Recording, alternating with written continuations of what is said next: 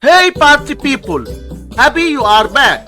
Right now in the video we have this problem 19 to the power x minus 16 to the power x equals 105, and we want to get the value of x. The problem might look difficult, but it becomes easier if you break down the number 105 into two numbers such as 35 times 3. Next, we are going to break down 35 into the summation of 19 plus 16 and express 3 as 19 minus 16. And now we have the difference of two squares form, which can be written as 19 to the power 2 minus 16 to the power 2. By comparing both sides of the equation,